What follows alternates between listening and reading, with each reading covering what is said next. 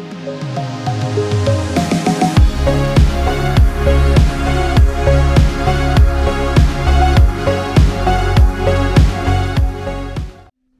everybody, it's Mike from Usually Broken Cars here. It's episode 3 of the Porsche restoration series, and if you haven't seen the first 2 episodes, click the links, and this should hopefully take you to the first episode where I got the car and a bit of the history, and then the second episode is a bit of a walk around. And let's just get into it. Today's episode I am going to be doing the timing, changing the water pump, and hopefully turning the key for the first time, but we'll see. So yeah, let's get into it. Right everybody, so let's dive straight in. What I'm going to do now is I'm basically going to take out the water bottle or the coolant tank. It's fairly simple. It basically has a strap that goes over the top of it. So undo the bolt here, lift the strap off. What I'm actually going to do is essentially try and create as much space down the front of the engine as I can, so that I can basically get to the belt and all the pulleys with ease, really. To be fair,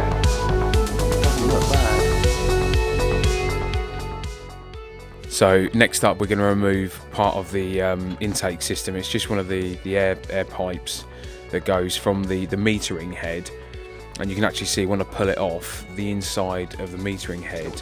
So this flap here, basically as the engine draws a vacuum, it allows the metering head to disperse fuel to all 4 injectors. So it's got a Bosch sys system, so I think it's Jetronic, and what it does is it basically is constantly supplying fuel. Now what I'm doing is I'm turning over the engine by hand, get the pointer on the back of the cam cover aligned with the back of the cam sprocket, and as you can see there's the little white dot and where the arrows are, so you get those 2 lined up. Once they're aligned, you're pretty much safe to then take the belt off. It is a non-interference fit engine, and you can see here I'm literally just cracking the tensioner now. It's not particularly tight, and then we'll be able to actually have a look at the condition of the belt. The pulley comes off, and you can see it's been stood for a while.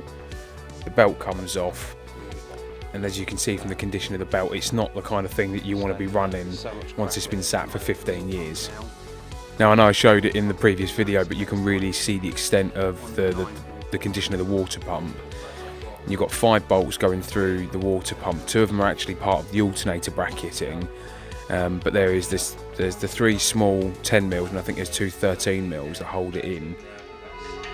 Bracket for the alternator, but I'm hoping to not have to take the alternator out to do it.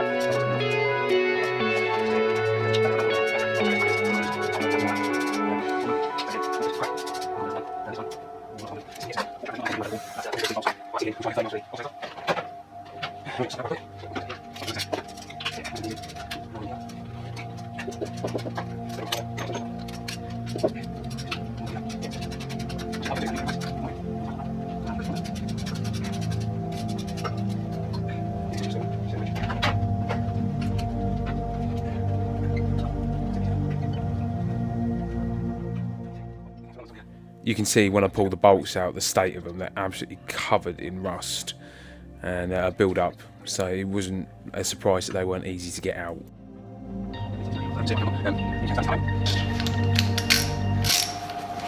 Let's see if it'll go back in a bit now that I've put some penetrating fluid in there. Oh dear, no, that's the head come off. Before any of my eagle-eyed viewers say I was doing that up, I'm fully aware of that. In part of the video I tried to tighten it back up again, just to see if I could get it to budge. It did not budge, so instead we had a snapped bolt in the head, and the caption says it all, I think.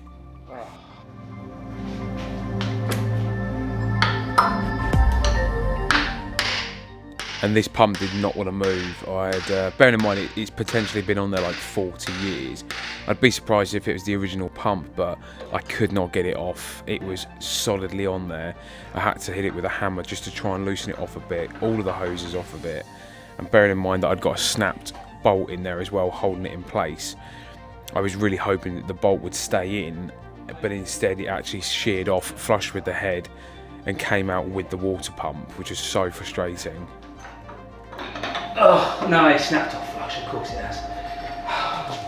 but it's off. Oh my god, it's off. Oh, shit in hell. Okay. Yeah, it's off. Look at the state of the inside of that. That is minging. That is absolutely minging. I've covered my camera in crap as well. Look at it. It's a good job we got it off. I mean, let's have a twist. Let's see what it sounds like. It doesn't sound horrendous, to be fair. But it's off. And I'm done for the day. So Aaron is the director of the company that I work for, but he's pretty skilled when it comes to things like snapped bolts, especially something that's got to be as perfect as this. So I asked him very nicely, please would he mind drilling it out for me, and he was happy to help, and yeah, essentially got it out, got it cleaned up. So what we'll do is we'll basically re-tap it. We'll try and get it to exactly the same size and re-tap it rather than oversize the hole. And sorry if there's a lot of background noise, it is raining.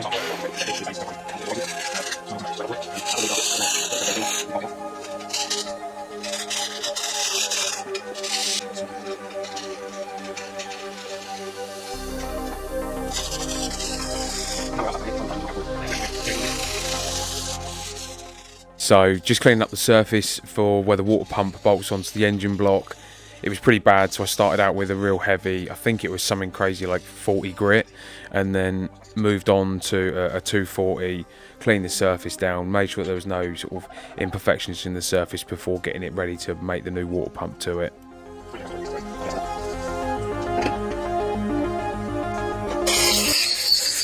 And then we need to find one that's going to replace the snapped one. I think it needs to be the same length as this, but I will check it out. Through the art of editing, I've managed to clean the bolts up, and then I've got a replacement one for the snapped bolt. It was pretty straightforward. I can't even remember what it was now, but I think it was just probably an M8 or something daft like that.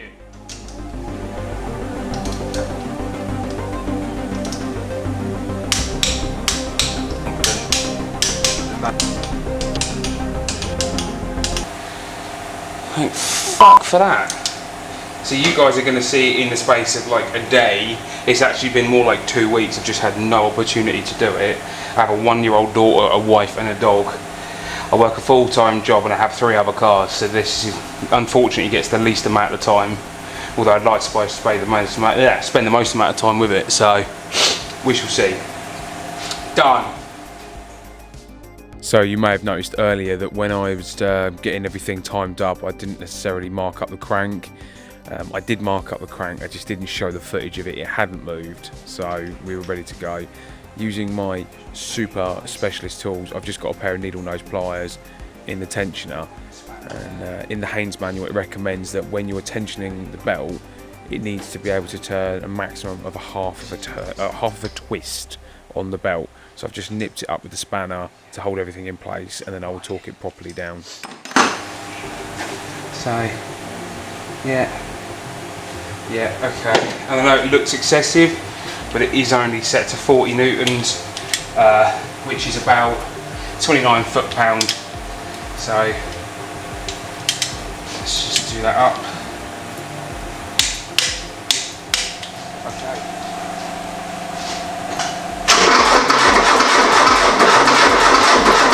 But hey, it fucking turns over. Fucking result. Okay, cool. Do you know what? That almost sounds like it won a fire. Put in the comments the blatantly obvious mistake that I've made. Right. So yeah, turn the key.